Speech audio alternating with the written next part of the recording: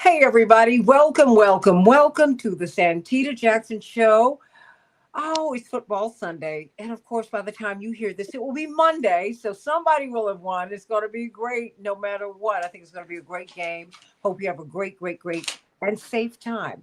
Um, I want to talk with you about Elon Musk. And let's take another view of him. And I think we've got to take a view of him because he and his group they have captured all of our most personal information. They've really captured the government. 100 years ago, Curry Peterson Smith from the Institute for Policy Studies, you are the Michael Ratner uh, fellow. We thank God for you, brilliant writer and activist, and of course, Attorney Darrell Jones, chairman of the Transformative Justice Coalition, WOLDC. You got to catch his show every Tuesday at 12 noon Eastern Standard Time. I think we've got to look at him because apartheid, I think because we've had a black president of South Africa in the guise of Nelson Mandela, and every other president since him, subsequent to him, has been black. We might really think that apartheid is behind South Africans. And I'm here to tell you it's not. It's still the most unequal society on earth. On earth. On earth.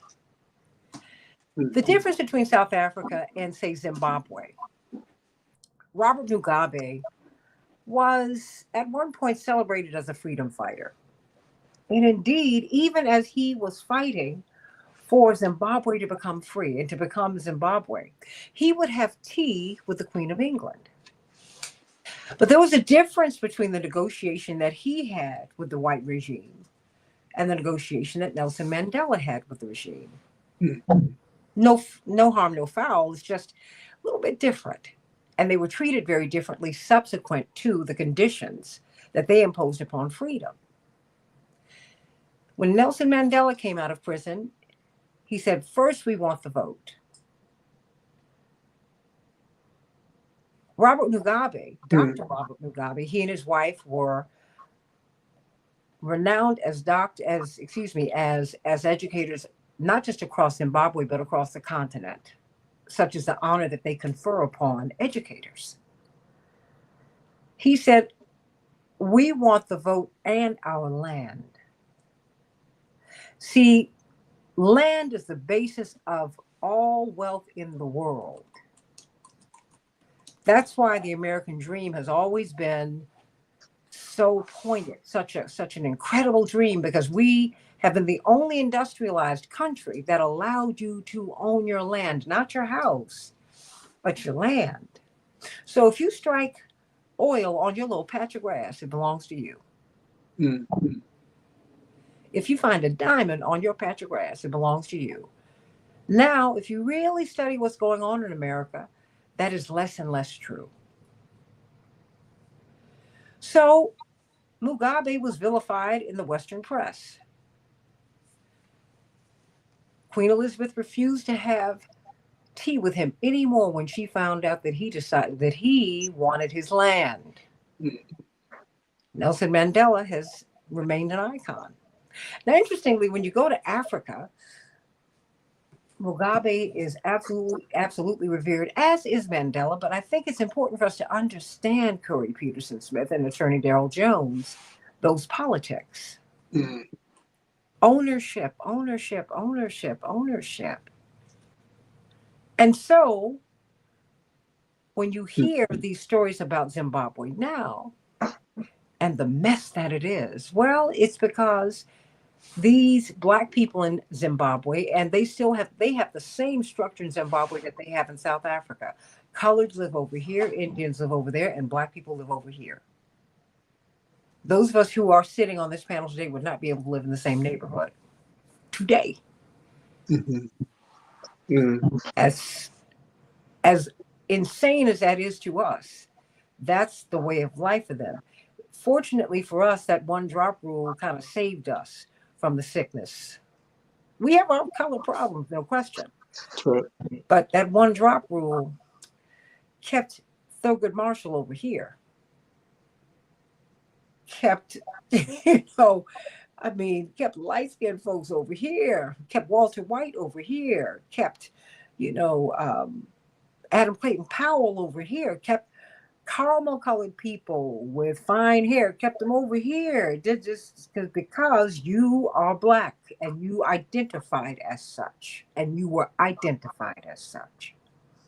So I think it's important for us to frame the conversation, Corey Peterson Smith and Attorney Daryl Jones, in that way, because this is a contemporary reality today. Hmm. I mean, the people in South Africa, black folks still have 5%, 3 to 5% of the wealth of white people. 3 to 5%. I Wow. repeat, it is the most unequal society on earth. That is from a Time magazine article from 2021, and that is still true today. So, when Elon Musk says that these Afrikaners who are holding on to that land in South Africa are persecuted, I think he bears watching. Would you not agree, gentlemen? Mm-hmm. I think we need to know who he is and what he's doing. And Peter Thiel, who comes from South Africa, Namibia. It wasn't Namibia when we were growing up, Daryl, but it became Namibia once they were free. He was from an area, Namibia was Southwest Africa. All those frontline states, they had the same politics. And that's where he's from. And most of those tech bros are from South and Southern Africa. So, into the mix. And so it is in that context that I give you this. This is from Barron's, the noted business publication. The United States is ready to resettle. Agence France has written. Is ready to resettle, quote, persecuted South African farmers, close quote. A State Department said this past weekend, after Washington froze aid to the country over a law President Trump alleges allows land to be seized from white farmers, which is something, I'm digressing from the article now, that that was a condition of, a secondary condition of freedom. We got the vote, now we want our land. Okay? I continue. State Department spokeswoman Tammy Bruce wrote on X, which is owned by an Afrikaner who is now an American named Elon Musk, quote, persecuted South African farmers and other innocent victims being targeted solely based on their race. Who choose to resettle in America will be welcome. This is why we are throwing brown people and black people out. Yeah. She continued, the United States will also defend the rights and interests of those remaining descendants of settlers threatened with expropriation without compensation and other intolerable abuses, close quote. This statement comes after President Trump issued an executive order on Friday to freeze U.S. aid to South Africa. In the executive order, Trump, who is advised by South African-born Afrikaner Elon Musk, said the law, quote, would enable the government of South Africa to seize ethnic minority Afrikaners' agricultural property without compensation, close quote. I hope that's a good enough frame. You are an internationalist, Curie Peterson Smith, and so I want you to dig down into this and help us to understand what we're looking at. Daryl Jones, as we are looking at, as we're struggling with migration and immigration in the United States, and as we know, Daryl and Curie, that apartheid was based upon Jim Crow. Mm-hmm. The Nazi laws were based upon Jim Crow. The Western world learned how to persecute so-called minorities by studying how Americans did it. So, my question for you is, Curie, Institute for Policy Studies, is this concerning to you?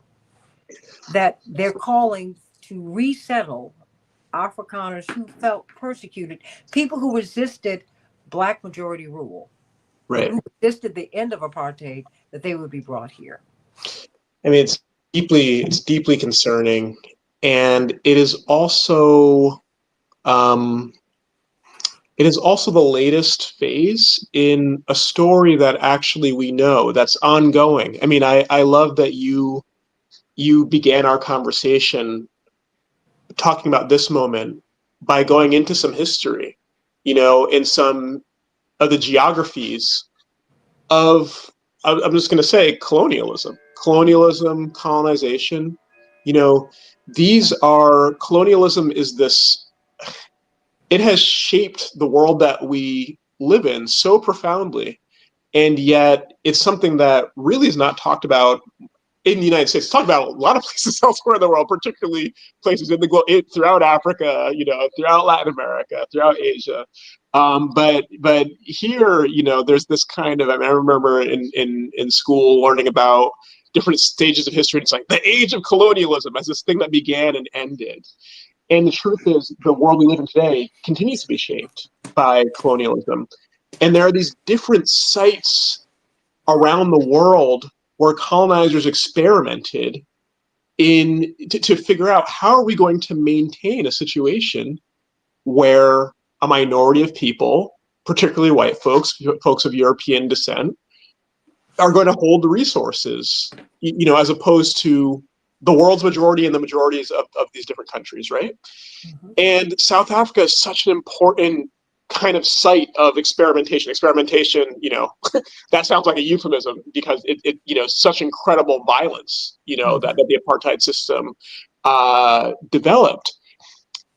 What's interesting to me is, well, there's a couple things. One is, I met some folks when I was in college whose, white people whose parents were white South Africans who left South Africa in the 90s after the fall of apartheid and said, we would rather go somewhere else. We do not want to live in a country where Black folks have political rights. And so they immigrated to Canada, to the United States. And there's a number of communities around places around the world where those folks, this is an ongoing thing of white South Africans saying, yeah, let's go somewhere else where we can, they speak in language of safety, but I would say the word supremacy, where we can feel, we can feel like we remain at the top in a kind of hierarchy. Mm-hmm. So this is an ongoing thing. When I think about that moment that you're describing, of the fall of apartheid and the entry of Mandela as the president of South Africa, and the condition for that transition being that Black people get the right to vote, but not necessarily the right to land. That is this really interesting moment, because we've got, on one hand, colonialism, and then there are these different responses to colonialism in terms of how are we going to go forward, from this history. One response was land redistribution, saying colonialism involves stealing the land from indigenous peoples in Africa, in the Americas, in Australia, in Asia. And if we're going to go forward, we have to reckon with that. In the Caribbean. In the Caribbean, exactly. I mean, I have to insert that because I was reading something just a few days ago, and they were talking about Jamaicans or Black people. I said, no, actually, they're Arawak Indians. Mm. Or should I say they're from the Arawak Nation, and they've been wiped out. Right. It's so. I'm following yeah. the train of thinking because we have to get our axes right. That's right. Because I think that there's some things that we can kind of miss. Absolutely. Well, this is one of the issues. And again, this is one reason why I'm so glad you're having this conversation, is because there's a tendency in this country, including in Black America, to kind of think of ourselves and our histories as so geographically bounded, that to understand where we've come from and where we're at today, we can just look at Black communities within certain parts of the United States at a certain time. And I'm like, well, those histories are important, but we're part of something that's very expansive. You know what I mean? This transatlantic slave trade affected the whole Atlantic, I mean, the whole world, but especially the whole Atlantic world. And you're right that looking at those histories in the Caribbean, throughout the Americas, and throughout Africa is extremely important for understanding where we've come from and where we are today. And that brings us to this question of Elon Musk that you're raising, because what Musk is saying is, let's continue these kind of efforts to reckon with colonialism and put these societies on a different track.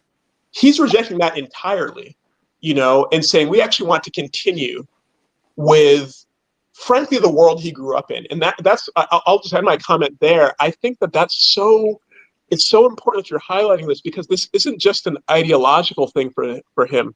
He has lived the experience of a certain order of things.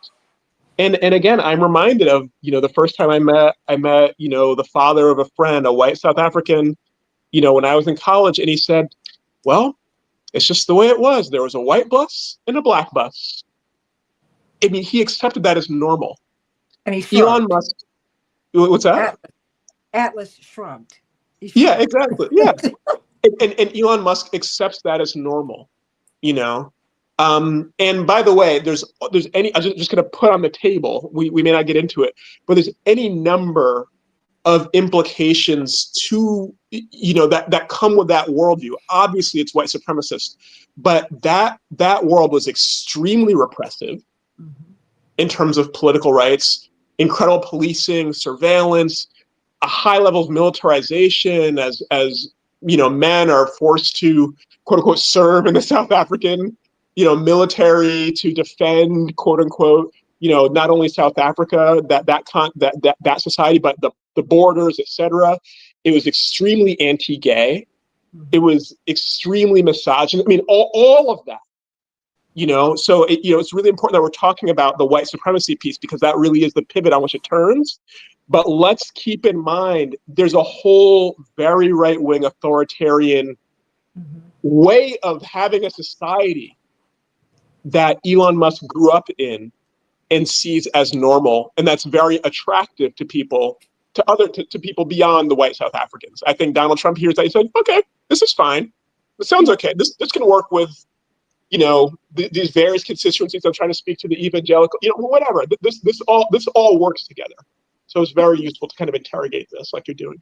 Well, no, like we're doing, because I think that if we have got to talk about it, because I think that we have to be aware and increase the awareness, because there's a mission creep, Corey Peterson Smith and Attorney Darrell Jones is going on.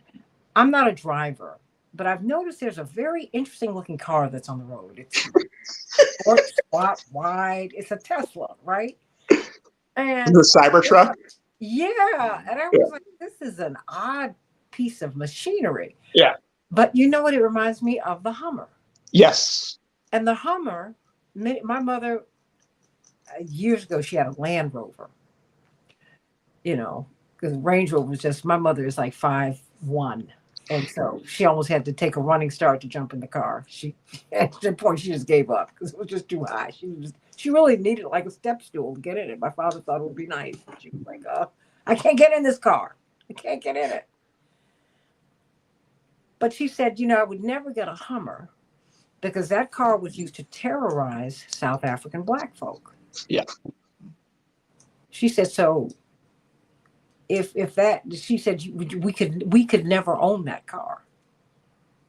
We could never have that car because it was used to terrify black people, and the soldiers would position themselves outside of that Hummer and they would shoot us down and kill us. And that's why I keep saying, black people we have to remind America, I don't have to go to Europe and to other places to look at terror. Right. I got it right here. It's homegrown. And we exported it. We exported it to Germany. We exported it to Africa. It was perfected here. So, so what are your thoughts? Because you brought this up to me yesterday also. You said, because you're trying to bring the Afrikaners here. I was like, oh my gosh, we need to talk about that tomorrow. I don't want us to get too far away from that because when I look at all that he's doing and the authoritarianism, Daryl, that he's bringing in, all of this, everything he's bringing in is from that era. Mm-hmm. And I think that he is someone who we really need to watch. And we need to watch ourselves because we have to decide what it is that we want. What are your thoughts? Because I saw you nodding in assent as Corey was speaking, but you're fighting for the vote here, right? Mm, You and Barbara Arnwine, they are the two leading figures in our voting rights movement mm, as lawyers. That is what you do. And I have all the respect and admiration for Walter Sisulu, Nelson Mandela, and all of these people who were imprisoned for decades. And we never thought they would get out. Had it not been for Winnie Mandela and all that she absorbed, he wouldn't have even been a footnote in history. But because she would not be silent, she would not be silenced. That's why we know who he is. And let us not forget that. And she did say on Phil Donahue's show, if this does not work, I will be the first to go back to the bush and take up arms. She said that. mm, mm, That's who she was. mm, And I come from the nonviolent part of the struggle, but wait a minute, these people shooting folks down, and this is, I think, I mean, why did you bring that up? Why did you think that it was important to mm. begin to take apart Elon Musk, and particularly as it relates to his call to bring the Afrikaners here to the United States, Gerald? Yeah, thank you, Santita. And I've really enjoyed listening to you and Zuri, Curie, and the conversation you had going on, because you were really hitting the piece that that I had been touching on, and that is this. You know, we understand that Elon Musk has an incredible influence over Donald Trump and this administration, an incredible investment in that administration. He was like their biggest fundraiser, their biggest giver of money. So he has Donor, like 200 invested plus in million this dollars. government. Yeah. Right. Right. So he's completely invested in this government. So now it becomes important, if he's going to be the puppeteer, if he's going to be the puppet master, it becomes important to understand what is it that Trump is going to be listening to. What is the policy that's going to be being pushed forward? And I think a part of what we have to do in understanding that is understand who Elon Musk is and where he's come from. And as we talk about the brand of South Africa racism that he grew up in, you know, we in America would just call it privilege, right? That they had the privilege to not be have to worry about certain things. That's what Elon Musk grew up in. It was in that South African world of privilege. But it went even deeper than that, because one of the things that I was just looking at last night and gave a speech on was that I started wondering about this U.S. aid cut. Why would they go after U.S. aid? Of all the things you could cut, why go after U.S. aid? And then I remember, Santita, when we were in college and did all the shanty tales and everything, I was at Maryland, you at Howard. One of the entities that was really strong in trying to support the Black Afrikaners, right, in South Africa was U.S. aid. And they were doing it through money. They were doing it through knowledge. They were doing it through teaching. They were one of the biggest supporters of the Black population in South Africa. Wait a minute. And you said, and USAID, because you got cut off, USAID was doing it through what? Was doing what? You have to go back. They were supporting the Black population through education. They were supporting the Black population through giving them money to be certain that they could lift them up and be able to make that a society where the Black residents there understood that they should be in control. They were teaching them power. They were teaching them politics. Elon Musk was in the middle of all of that. So he resented all of that. So now he's in a position where he can hurt that U.S. aid, and that's precisely what we see happening now. It's not that Donald Trump has a problem with U.S. aid. It's that Elon Musk had the problem with U.S. aid, and that's why you see these cuts that are coming there right now and all that it means in South Africa. Then we take the other look of what's happening there with Donald Trump and the South African movement, and we understand that he wants to open it up to have the refugees come from the Afrikaners come from South Africa to the United States as refugees. Think about this. This is the same president who is saying we don't need any more migrants. We don't need Persecuted. outsiders. Wait a minute, persecuted. Yeah, absolutely. And then the other slice that goes with this bread is that this is the same president who just said that, let's just take the land from the Palestinians and move them around, right? Just take their land. But the basis for him saying that the Afrikaners are refugees is that they're losing their land. It doesn't jive, right? He's trying to say that the South African government, which is now run by Black South Africans, that they are taking the white South Africans' land. Therefore, we need to go in and help those white South Africans. Well, why doesn't that apply to the Palestinians in Gaza? You want to go in and take their land that they have lived on. And not only, you're not going to make them refugees from what the statement has been, but you're just going to displace them and put them wherever people will accept them. Does not follow. It doesn't flow. And I also am very careful with Elon Musk, South Africa, and all these jobs that are being created, meaning firings that are happening in the United States. When you bring these South African white Afrikaners in to the United States, what are you going to do with them? What's the plan? Are you going to hire them? Are you going to give them jobs? Are you going to give them places to live? What's the plan? So I start looking at all of this, and I'm like, we've got to truly study the person that is really the brains, I think, behind what the Trump administration now is doing, and that's Elon Musk. And we've got to understand his background, got to understand his thought process, because then we can begin to prepare for what and push back appropriately on those policies and understand really where they're coming from and what they're trying to achieve. Of course, you can hear Attorney Daryl Jones and Barbara online on WOL in DC, WOL DC, 12 noon Eastern Standard Time every Tuesday. Curie, help me to see what you're seeing, because Daryl and I was arrested at the South African embassy. We did the shanty towns, we did all of that, and somehow or another, but at the same time, many Black people were saying, and I was at Howard, that, marching is passe, we don't need the movement anymore. And then we put that on steroids after we got a Black president. This tired Black leadership. Heard a young man who's head of Balsa up at Harvard Law School. We don't want the spokesperson syndrome. Yeah, every time we're in a class, we're supposed to speak for Black people. I'm like, yeah, you do. Yeah, sweetie, because that's what you're there for. Otherwise, what are you doing there? You think you're the first smart Black person to right. And let's be very clear, a whole lot of smart Black people couldn't get in. Mm-hmm. Okay? So he didn't mean any harm. Sure. But harm is coming to him because he's unclear. Mm-hmm. Because what he's coming up against is Elon and Elon's children. He's a baby-making machine. In more ways than one.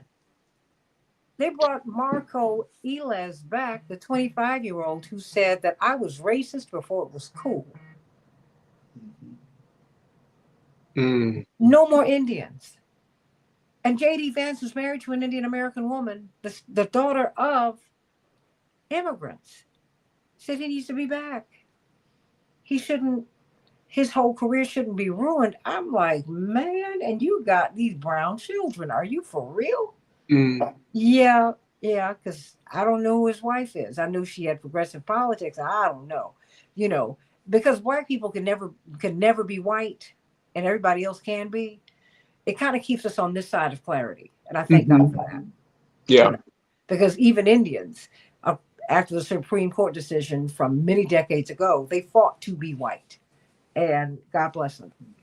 But it keeps them just as unclear as they can be. Because, honey, he wouldn't be able to come back into my house, the Naval Observatory, which is where the vice president lives. Oh, son, you couldn't come home. Telling this joker that he can have another job. How am I supposed to deal with him at a reception? Knowing how he feels about me. Right. And my children. What? And so what do you think? Where do you see this going, Curie? Where do you see this going? Because I'm not going to wait on corporate media to discuss this, right? Mhm. That's because it's not to their advantage. See, we have to understand everybody functions to their advantage. We're having this discussion because it is to our advantage to have this discussion. Right. Nearly 2.3 million people got a letter from a group whose existence is questionable. It's not even constitutional. They have seized the payment systems, so these people can't get paid. Mm. Huh?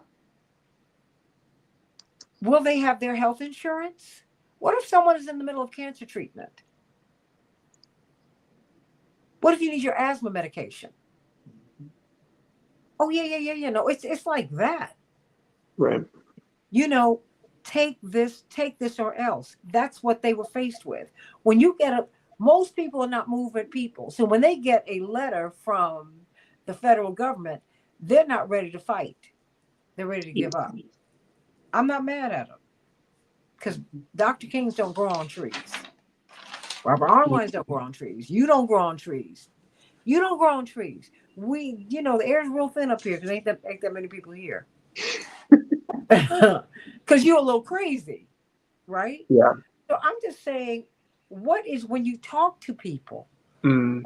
how do you explain this to them and why this is so significant and why this is so dangerous for everybody?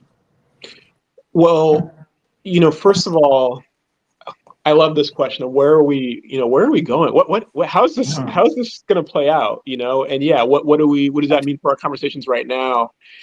And I appreciate you, bringing up what you all were doing in college because you're speaking to a kind of, I don't know, there's an awareness there that, of the long arc of this work, you know what I mean? Like the long arc, both of what we're fighting against and then of our struggle. And so, yeah, what you said about, well, folks saying, well, we tried marching, that doesn't work or whatever. I mean, I've heard people in my generation say the same thing. After we try it for like a summer or two, well, we tried that, it didn't work. Well, I feel you, and I don't want to minimize how difficult this is and how heartbreaking it is and how, you know what I mean, that what people risk when you fight. And I'm also like, friends, it has been like centuries of this, we're part of a story that's much bigger than this moment. And I think what we have to do, and really this is like my generation and folk, the generation behind me, it's I think that we actually have to figure out what we are doing next.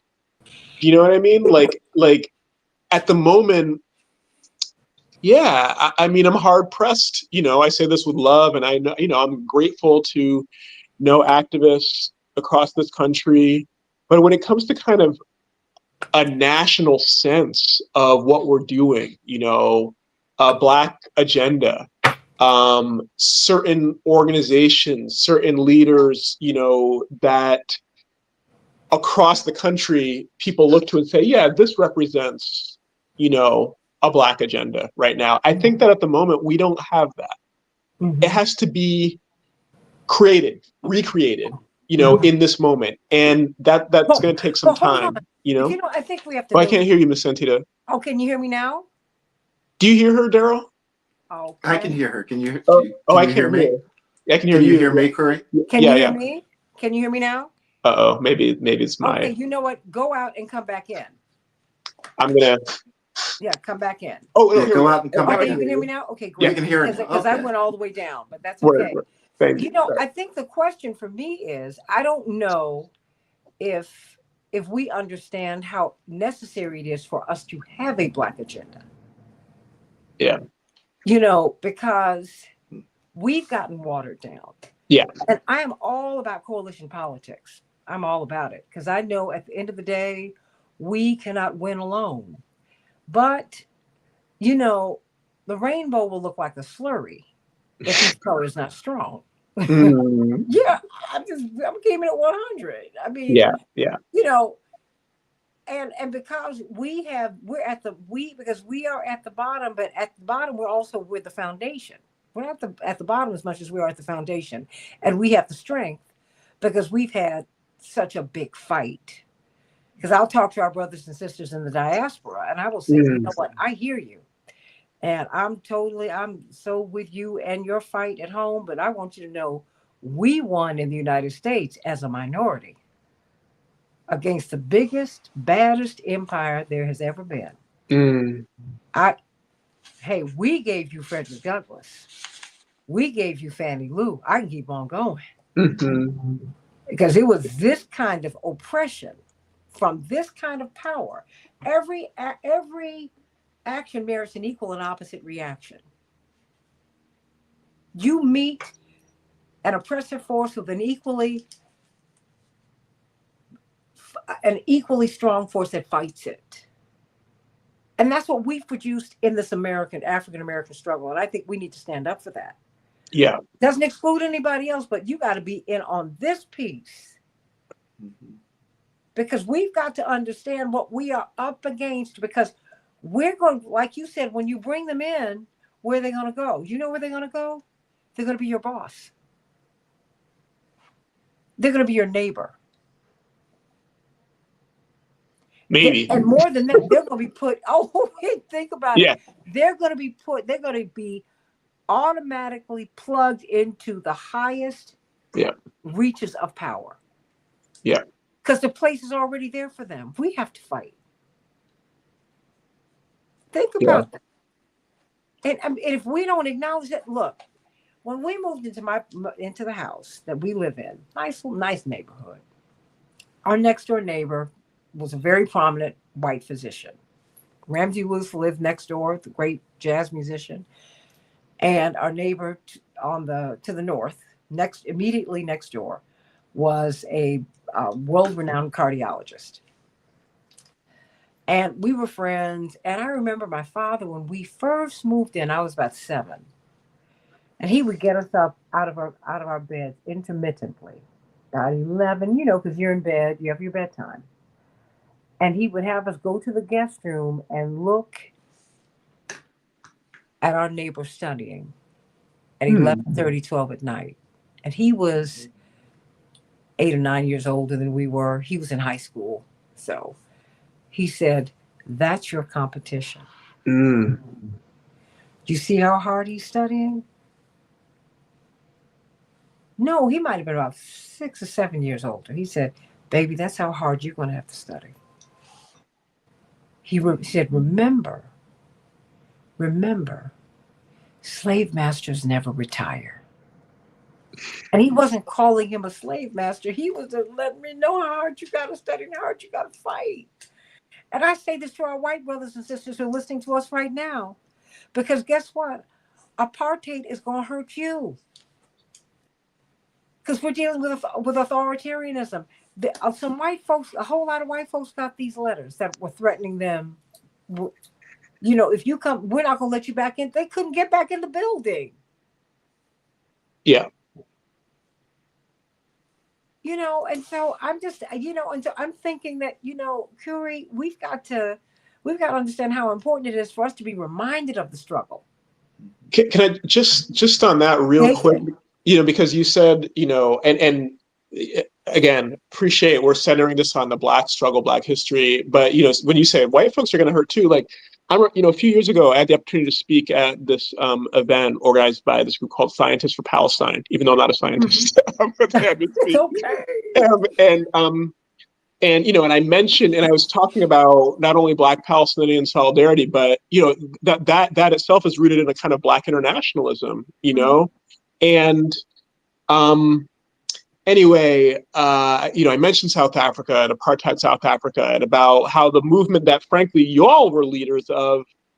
There's an impact that went so beyond. I mean, my parents, who I love, they were never activists.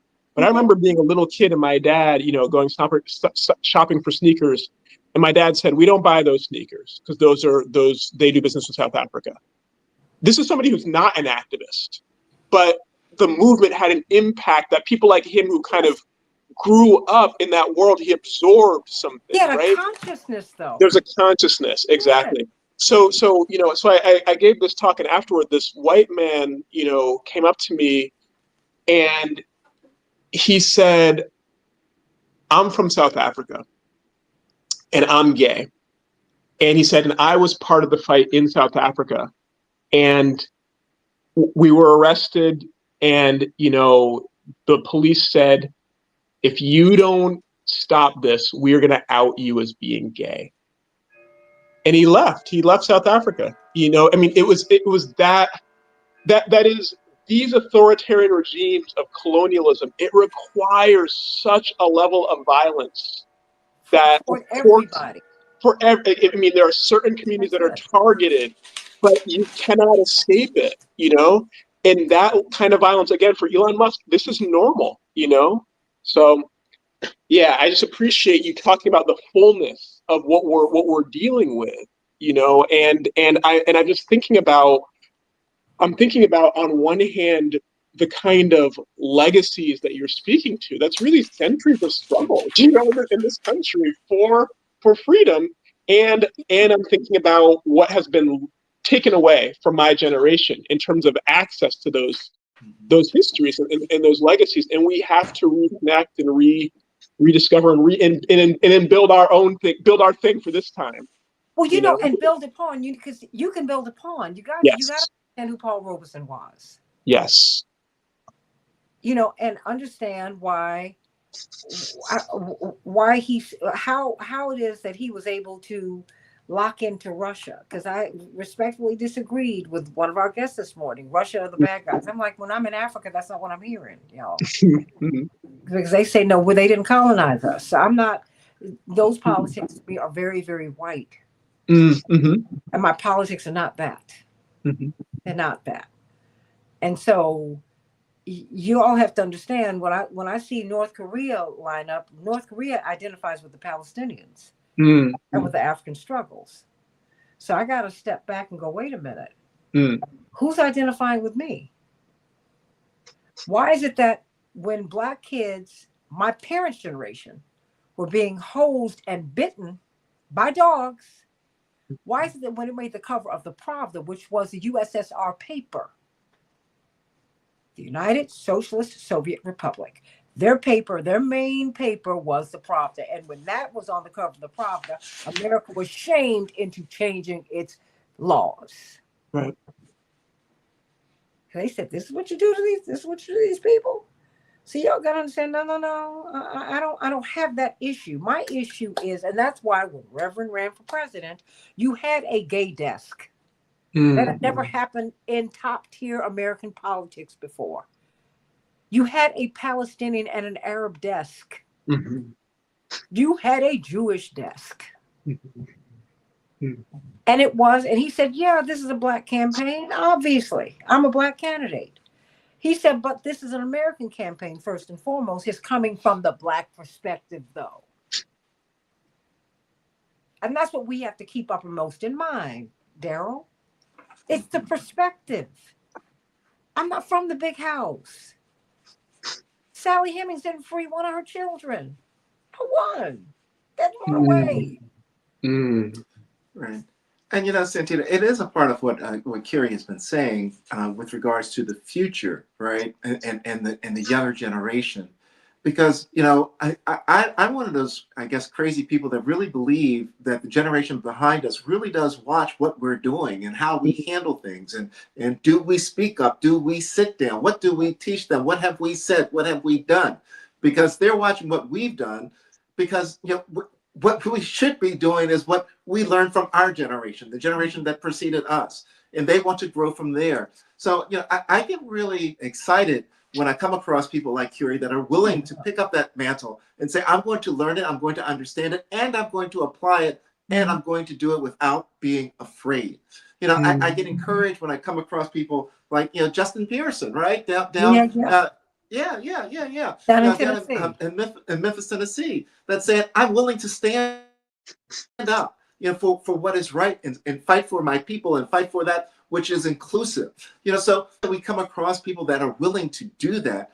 The more I believe that they're going to be the cog in the wheel that's going to stop the Elon Musk from what they're trying to do and roll over this government and do what they want to do with the United States. It's very clear that they want to support the Proud Boys. They want to support the Oath Keepers, the 3%ers, the Afrikaners that they're bringing in. They're going to support that group. That's what it's all going toward. They want to weed out as many African Americans, as many, what did Project 2025 say? Many people that are not going to support Trump, let's get rid of them. Let's fill the government with the people that are going to support this ideology. So that's what I see happening. But I also see these folks that are coming into this fight, that are coming into the struggle, that are saying, no, it ain't going to be like that. We're going to be the cog in the wheel. The question right now, because too many people are just throwing their hands up saying, oh, well, it is what it is. The election's over. No, the election's coming up in 2026. You need to start right now being involved and getting ready for that fight. If you want to be a cog in the wheel, put a member in Congress that's going to stand with you for your positions. That's what we need to do at this point in time, and be certain we're addressing everything that comes up that's negative and not supportive of an inclusive, robust democracy as we have defined it. And you know what? I'm going to tell people, I'm not asking you to join a party. Because, see, Bernie is an independent who caucuses with Democrats. I'm not trying to box anybody in. What I want you to do is go in on principle. Because we do need you to caucus with Democrats, because that is the way the system is right now. But I'm saying you can hold on to your beliefs and your independence and still go and build your own coalition and get into Congress and get into the house, the state house and the state Senate. I'm not telling you, because I'm not here to do that for anybody's party. No, I got a party of my own, and it's called my interest. Because we're going to be hurt when they close the Department of Education. Yeah. The Department of Education was created by Dr. Mary Frances Berry. Dr. Mary Frances Berry was the first Black American to head a major white university in our nation's history. She was the provost at the University of Colorado at Denver, which is Condoleezza Rice's alma mater. It's one of these quiet schools that is excellent. And she's absolutely brilliant. And she didn't create any junk. She's just too brilliant. Her thoughts, her dumb thoughts are genius. Okay? I mean, because when you talk to Dr. Mary Frances Berry, that's what you're like, okay, this woman's on a whole different level. But our kids are going to get hurt. But should they do it? And it looks like they're going to do it. What are we going to do? Does that mean that we don't send our kids to school? No. And I'm going to tell you something. Critical race theory and all of that. While we're sitting up here trying to make them teach our kids, first of all, why would you have your enemy teach your children about themselves? Carter G. Woodson, Dr. Carter G. Woodson, who created Black History Month, said you never give your children over to the oppressor. You don't do that. So they can tell what they're going to tell you about Frederick Douglass. What are they going to tell you about Fannie Lou Hamer? How are they going to twist up her history? Oh, she fell ill and couldn't be at the March on Washington. No, she was beaten half to death and she was in prison trying to vote. They're not going to tell that story. They're not going to tell you how disrespected Reverend Jesse Jackson, this icon now, was when he was running for president by the party. They're not going to tell you that story. It's not in their interest to do so. They're going to put the perfume on top of all of this dung. And what we need to do is tell our own history. Jewish kids are taught their history by other Jewish people. We need to have that much sense. Learn what I will teach you my history. I'm not going to let you teach it to me. And when you learn your history, then you know what? I got to have the struggle. That's why when my brother went into Congress, my other brother, Jesse Jr., he walked into Statuary Hall. He walked all around the Congress and just toured because he's brilliant. I was looking at everything. He said, most of the statues in the U.S. Capitol are of Southerners, the secessionists. So what did he do? He said, I'm going to get a statue of Rosa Parks. See, when you go into Statuary Hall, they have a bust of Dr. King. He couldn't get Senator Obama to be his partner. It was Senator Kerry who became his partner because you need a partner on the Senate side. And he said, it's the biggest statue in Statuary Hall. He said, I'm going to make this little teeny weeny woman be the biggest statue in the hall. And she's there with all of the white male secessionists who were going to tear up the Union. See, when you know your own history, you go in there looking for that. You don't go in there looking for acceptance. You start looking to establish some truth. That's why I'm looking at him, and I want to know. That's why I said we need to have a conversation today about Elon Musk, who wants to bring these Afrikaners up in here on me, and you, and your children. Right. See that part. Mm. What are we going to do? And let's not forget about the jobs they're going to get, Santita. You know, we talk about those good American jobs. Well, you know, those good American jobs are what they're going to be trying to fill those South Afrikaners with. You know, we need to be certain that we're on our mark, that we're on our game. You know, that we know what the trick is, right? Yeah, and once we know the game, because we've learned the game, we know the game, we know what they want to do. Yeah. We've got to be certain that we are preserving our history, that we are preserving our current, and that we are preparing for the future. And that's when you start talking about, you know, teaching the history to prepare for the future. That's precisely what it is. You know, what Congressman Jesse Jackson Jr. did with regards to preserving the history within the Capitol and having Harriet Tubman placed in there permanently, not temporarily, permanently. No, Rosa Parks. I apologize. Rosa Parks. Yeah. They're permanently. Mm-hmm. You know, that's a part of being certain that we're preserving it for those that come behind us. Who's going? You know, they want to know, who is this Rosa Parks person and why is she here? Right? Those are the things that we've got to do now. We've got to do that, and we've got to be certain we're standing tall to against the Elon Musk of the world and all the Proud Boys and everyone else, because all of that's going to flow right behind it, because it's all one. So we've got to be certain that we're preserving our jobs, that we're preserving our education, we're preserving access to education. I can only imagine, you know, what Elon Musk wants to do to the HBCUs in this country. Think about that. Well, look, we lost 40,000 students under the Obama administration. See, we got to be vigilant. We've got to be vigilant no matter who, no matter what. I don't think he meant any harm, but harm was done. 40,000 of our students at HBCUs.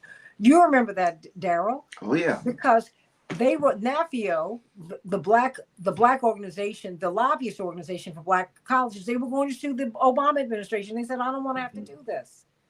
This is our first black president. Well, they changed the guidelines by which you get your loans. You got to have pristine credit. Who has pristine credit? So these kids couldn't get back to school. They started closing dormitories at Morehouse. That was at King's alma mater. What? So wait, look, like you said, we got to have an agenda. And for me, this, you know, either you're standing with me or you're not standing with me. You're standing against me. Because there is no constitutional guarantee that I have the right to learn to read, which is why my brother, Congressman Jesse Jackson Jr., created a constitutional amendment for education. I mean, we got to, like you said, we have to come up with an agenda. Yeah. Because these people have one. Yeah. I'm gonna let my brothers close me out because I am like this. I think I might actually watch the Super Bowl. Which I haven't planned to do today. No, I mean, I'll finish reading a couple of my books. But I mean, we have got to. I think we're the ones who have to make this story important for us. We can't wait for someone else to make the story important. I can't wait for CNN. I can't wait for MSNBC. I can't wait for CBS, ABC, NBC, Fox. Blah, blah, blah. Yeah, all of them. I can't wait for them. you know, Jet and Ebony gave us that. See, you didn't have that, Curie. Right. Every Friday, certainly by Monday, you had a new Jet. Every Hmm. month you had a new Ebony, and they were letting you know what was going on in Black America. Mhm. It was the time. I mean, and it was Black owned. Right. See, we have Black media that's not Black owned. Right. We have Black record companies that are Black directed. They're not Black owned. That's why Black women became B's and Black men became the N word. When they were Black owned companies, you didn't dare call a Hmm. young person by a nasty name, pejorative. Hmm. You didn't dare call a Black woman by a pejorative. It was a Black company that gave you a Black woman who was a supreme, Hmm. a man Hmm. who was a group who were the Miracles, who gave you the Jackson Five, a family who sold 100 million records all by themselves, Hmm. being clean and being together. Come on, Right. we can do this. Right. Daryl, Well, you what? Okay, y'all close us Yeah. out. Okay. And Corey, I'm gonna let you go last because you're the voice of the youth. okay. You're the voice of the future. Well, Uh, okay, all right. All the old folks are gonna sit over here. Come on, Daryl. but And he but is the future, so you're gonna have it. yeah, we're going to be handing you no, excuse me, we're not going to be handing you the baton. We're going to be lighting your torch, okay? Hmm. Because we're going to Hmm. carry our torch as long as we can. We're not going to give it to you and stop. You know, we're still going to have our torch lit I've got it and out running right with you here. as far as we can, That's right. okay? Okay. That's right. Well, But I tell he's a you, one of the marathoner, so things, just watch it. That's watch all these running metaphors. so, but one of the things that we've talked about, Santita, that I really want to lift up is the importance of teaching our history. Yeah. And it's so important. Hmm. In my church and many churches across the country, we have Saturday schools Mhm. where during the Saturday school, we're teaching those very topics. We're Right. teaching those kids what they need to hear. We've got to be certain that we're doing that. That's regardless of who's in the White House, who's in control. We need to be certain we're doing Saturday schools Mhm. locally in our neighborhoods, in the areas that we control, where we can touch people. Got to be certain that we're doing that. The other thing, when Cynthia, when I close out my shows on WOL Tuesdays at noon Eastern Standard Time, the line that I use is, you can't be a person that's watching what's happening. You've got to Hmm. get off the sidewalks and get into the streets. If you're on the sidewalks, you're just watching things go by each way. Boy, that one's going fast. Oh, that one should do this. You need to get in the street and be part of what's going on, not simply observing what's happening. So we've got to be certain that we're not just thinking about the elected official and thinking about the policies that are happening, but we're registered, we're voting, we're putting in place the elected officials that are there. We're staying on top of them to be certain that they're accountable for the decisions that they make and the votes that they cast. So we've got to be certain that we're actually involved. One person can't do everything, but we can each do our little piece in our little place to try to move the whole system forward and move it in a positive, robust way that will include our interests. Corey? Well, that's beautiful, and I love this idea of not being a kind of observer, a spectator, Mhm. and I'm thinking about what Ms. Jackson said about Ebony and Jet, and how there was a time where there were Black media to inform folks, but not just inform to be like informed, observers, but inform people to then be agents in creating the society that we're trying to create. And it's one of the things that, I mean, y'all are speaking, you're speaking to like a world that I don't even, it feels so unfamiliar. And something, there's a lot of great things about this time, but something has been lost, Yeah. you know? And when I think about the ways that my generation has learned to consume media, just as consumers, and now social media too, it doesn't feel, there are ways that activists try to, we try to use social media, but for the most part, it doesn't feel empowering at all, actually. And I think we have to go back to, we are all collective agents of the society that we want to see. And I'll just end on the point, for good and for bad, it does feel like we're at this crossroads. I mean, this is a moment where a lot of people and a lot of different forces are trying to determine what comes next. And that is terrifying, and it's dangerous because, of course, vulnerable communities are even more vulnerable at the moment. But if these other people and these other forces are trying to determine what comes next, we have a responsibility and an opportunity for us to determine what comes next as well.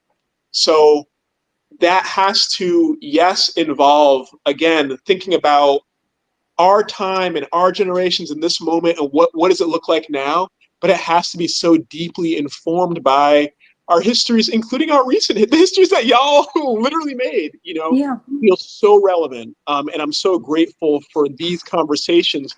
This feels like part of the solution as we figure out what comes next.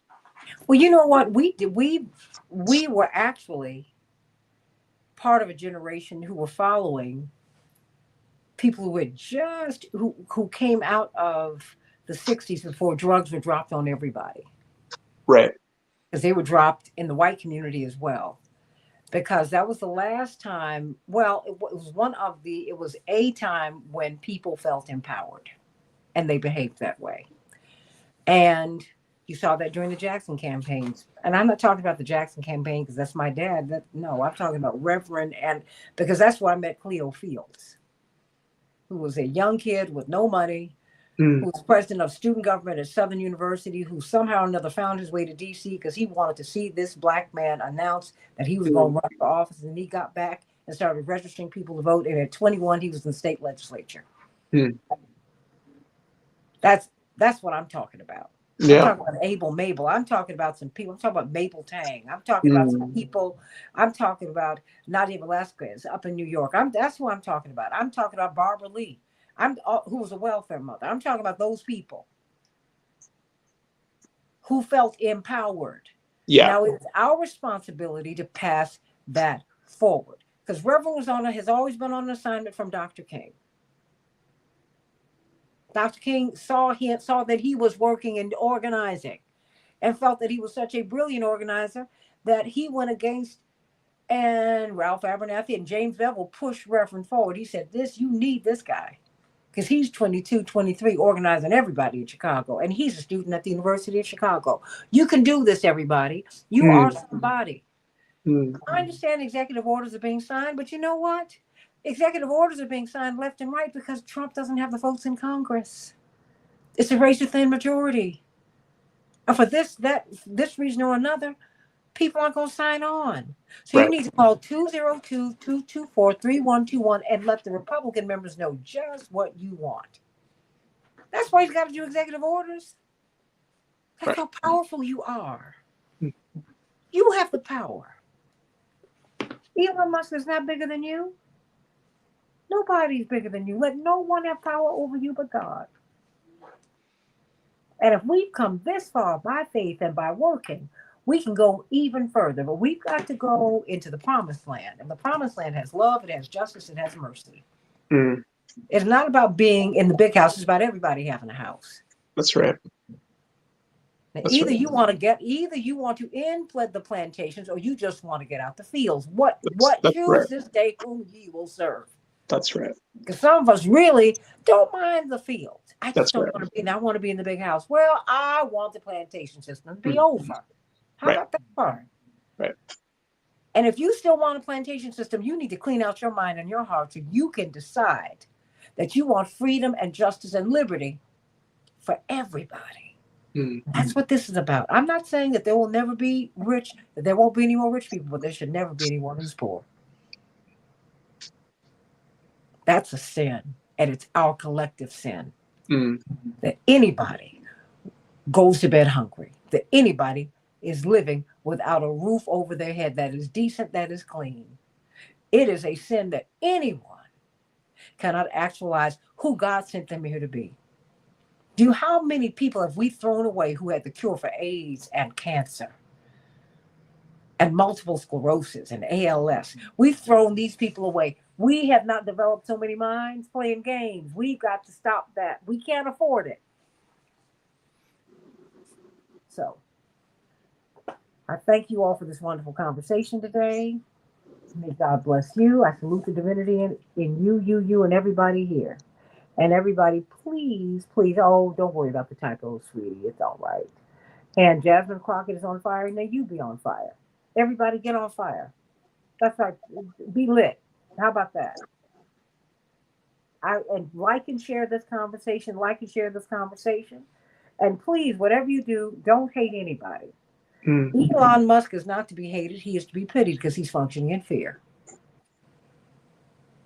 What did Public Enemy say? Fear of a black planet? Yeah, it's kind of like that. But it really is everyone's planet. God made all of us. God is the ultimate creator of diversity. My brother Jonathan said that this morning. God loves diversity. That's why he made all of us.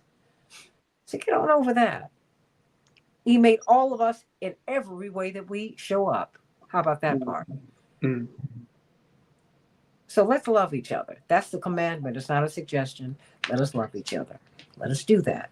And when you love people, you might not like them, but you're going to treat them right because you love them. Love. Yeah. Love everybody. And let's create the beloved community because that really is the point. That really is the point. So let's get to work, everybody. 12 noon every Tuesday, Eastern Standard Time on WOLDC. Daryl Jones and attorney Barbara Arnwine, give them your support and tell people about that show too. Nobody will save us for us but us. My father said that over and over again. We keep waiting for somebody to come down from the clouds and scoop us up. Don't you know that God needs some help? I know God is God all by himself, but guess what? What are you going to do? Jesus didn't come down here and veg. Jesus went to work. Get to work. We got a society to save and souls to raise. I love you, everybody. God bless you. And whoever you want to win at the Super Bowl, I hope you're going to be happy tonight. Santita Jackson, AM 950 Radio, the voice of Progressive